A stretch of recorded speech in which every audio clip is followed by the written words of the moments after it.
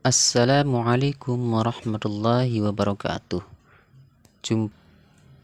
Yang akan kita bahas kali ini yaitu bab 3, menjalani hidup penuh manfaat dengan menghindari berfoya-foya, ria, sum'ah, takabur, dan hasad.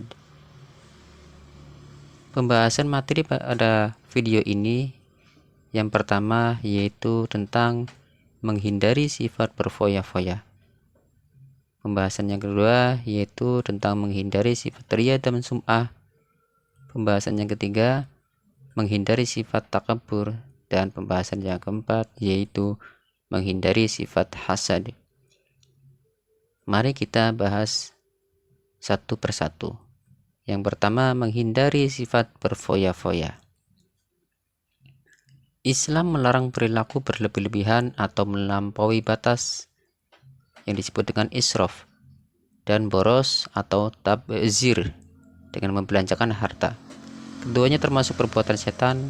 Sebaliknya, Islam menganjurkan umatnya untuk hidup bersahaja, seimbang, dan proporsional. Ayat tentang tabzir atau boros, yaitu Quran Surat Al-Isra ayat 26-27. Mari kita baca bersama-sama ayat ini.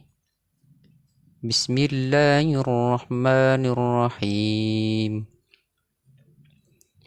وآت ذا القربى حقه والمسكين وابن السبيل ولا تبذر تبذيرا إن المبذرين كانوا إخوان الشياطين وكان الشيطان لربه كفورا صدق الله العظيم.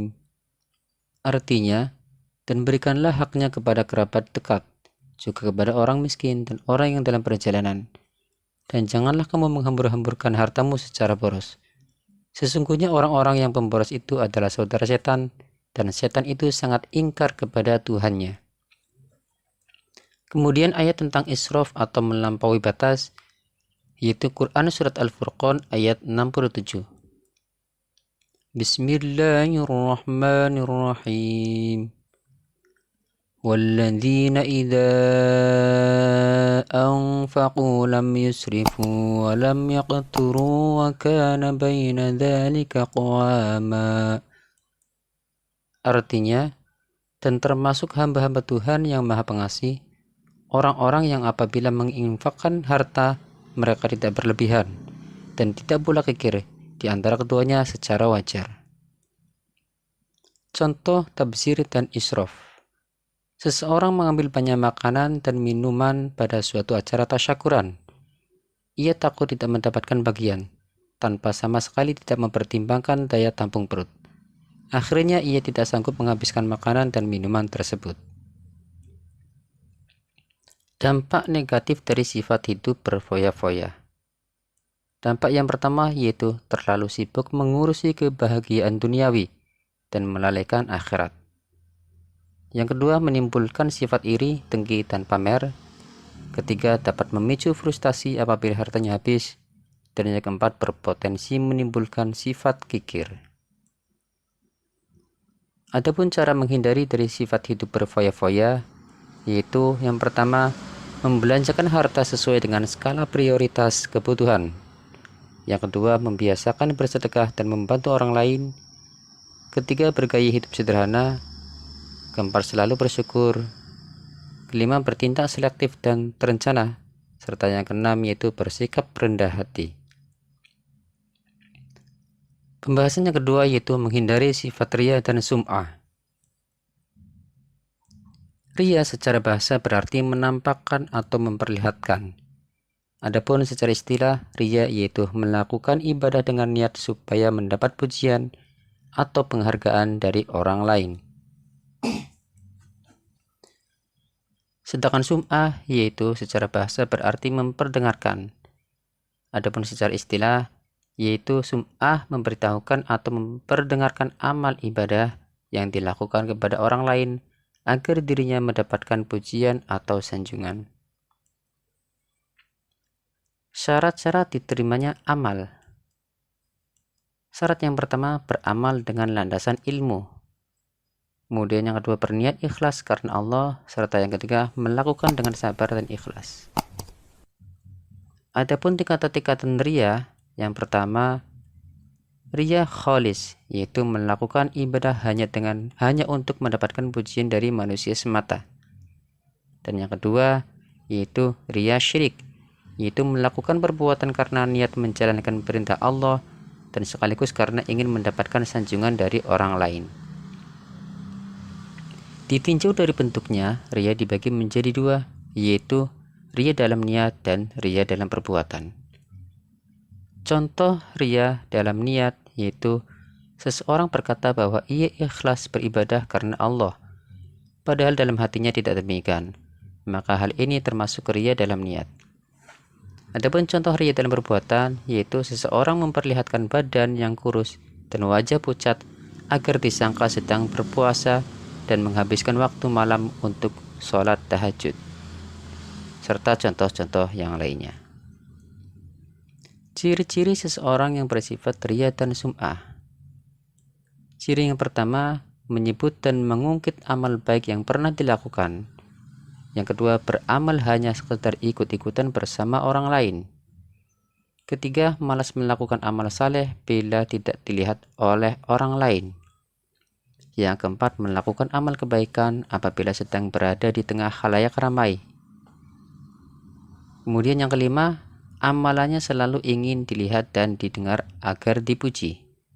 Keenam, ekspresi amal berbeda karena sedang dilihat oleh orang lain atau tidak. Dan yang ketujuh, tampak lebih rajin dan bersemangat dalam beramal saat mendapatkan sanjungan. Sebaliknya, semangatnya akan turun apabila mendapatkan cemoohan dari orang lain. Selanjutnya, dampak negatif perbuatan riya dan sum'ah. Dampak yang pertama yaitu muncul rasa tidak puas atas amal yang telah dikerjakan. Yang kedua, muncul rasa gelisah saat melakukan amal kebaikan. Kemudian yang ketiga, merusak nilai pahala dari suatu ibadah, bahkan bisa hilang sama sekali. Keempat, mengurangi kepercayaan dan simpati dari orang lain. Kelima, menyesal apabila amalnya tidak diperhatikan oleh orang lain. Dan yang keenam, menimbulkan sentimen pribadi dari orang lain karena adanya perasaan iri dan dengki. Cara menghindari perbuatan riya dan sum'ah. Pertama, harus meluruskan niat. Yang kedua, menyadari bahwa dirinya adalah hamba Allah. Ketiga, memohon pertolongan Allah. Keempat, memperbanyak rasa syukur. Kelima, memperbanyak ingat kematian. Dan yang keenam, membiasakan hidup sederhana. Pembahasan yang ketiga yaitu menghindari sifat takabur. Takabur adalah sikap seseorang yang menunjukkan sifat sombong atau merasa lebih kuat, lebih hebat dibanding dari orang lain. Orang takabur selalu meremehkan dan merendahkan orang lain, tidak mau mengakui kehebatan dan keberhasilan orang lain, dan menolak kebenaran. Allah berfirman dalam Quran surat Al-A'raf ayat 40 berikut ini. Bismillahirrahmanirrahim. Innal ladzina kadzdzabu biayatina wastakbaru 'anha la tufattahu lahum abwabus samaa'i wala yadkhulunal jannata hatta yalijal jamalu fi sammil khiyat wa kadzalika najzil mujrimin. Shadaqallahul azim.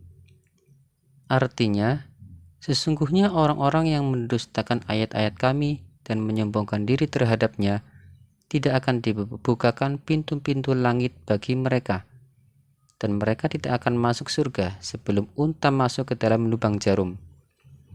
Demikianlah kami memberi balasan kepada orang-orang yang berbuat jahat. Dampak negatif dari sifat takabur. Yang pertama, dibenci oleh Allah dan Rasul-Nya. Yang kedua, dibenci dan dijauhi oleh masyarakat. Ketiga, mata hatinya terkunci dari memperoleh hidayah kebenaran. Keempat, mendapatkan siksa dan kehinaan di akhirat. Serta yang kelima, dimasukkan ke dalam neraka. Adapun cara menghindari sifat takabur, yaitu yang pertama, menyadari kekurangan dan kelemahan dirinya. Kedua, menyadari bahwa hidup di dunia hanya sementara. Ketiga, berusaha selalu menghargai orang lain. Keempat, bersifat rendah hati atau tawadu. Dan yang kelima, ikhlas dalam melakukan ibadah. Pembahasannya keempat yaitu menghindari sifat hasad. Hasad adalah sifat seseorang yang merasa tidak senang terhadap kebahagiaan orang lain karena memperoleh suatu nikmat dan berusaha menghilangkan nikmat tersebut. Sifat ini muncul pada diri seseorang dikarenakan adanya rasa benci terhadap segala sesuatu yang dimiliki orang lain, baik berupa harta benda ataupun jabatan. Adapun sifat-sifat hasad yang dibolehkan sesuai dengan hadis Nabi yang berbunyi, An Abdillah bin Mas'ud radhiyallahu anhu qala an-nabiy sallallahu alaihi wasallam la hasada illa fitnataini rajulun atahu Allahu malan fasallatahu ala halakatihi fil haqqi wa rajulun atahu Allahu al-hikmata fahuwa yaqdi biha wa yu'allimuha. Rawahu Ahmad. Artinya, dari Abdullah bin Mas'ud radhiyallahu an berkata, Nabi sallallahu alaihi wasallam bersabda, tidak boleh hasad kecuali pada dua orang. Yang pertama, orang yang diberi harta kekayaan oleh Allah lalu digunakan untuk menegakkan hak dan kebaikan. Yang kedua, orang yang diberi oleh Allah hikmah atau ilmu lalu diamalkan dan diajarkan kepada orang lain. Menurut Imam Al-Ghazali, ada 3 jenis hasad yang membahayakan. Yang pertama, mengharapkan hilangnya kenikmatan yang dimiliki orang lain dan ia mendapatkan nikmat tersebut. Kedua, mengharapkan hilangnya kebahagiaan orang lain sekalipun ia tidak mendapatkan apa yang membuat orang tersebut bahagia. Asalkan orang lain jatuh menderita, maka ia merasa bahagia. Dan yang ketiga, merasa tidak ridho terhadap nikmat yang diberikan oleh Allah kepada orang lain, meskipun ia tidak mengharapkan hilangnya nikmat dari orang tersebut. Ia benci apabila orang lain dapat menyamai atau melebihi apa yang diterimanya dari Allah Subhanahu wa ta'ala. Dampak negatif dari sifat hasad. Yang pertama, menentang takdir Allah. Yang kedua, hati menjadi susah. Yang ketiga, menghalangi keinginan berdoa kepada Allah. Keempat, meremehkan nikmat dari Allah. Serta yang kelima, merendahkan martabat orang lain.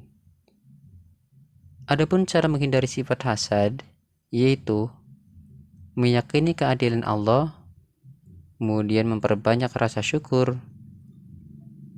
Yang ketiga, menjaga sifat rendah hati atau tawadu.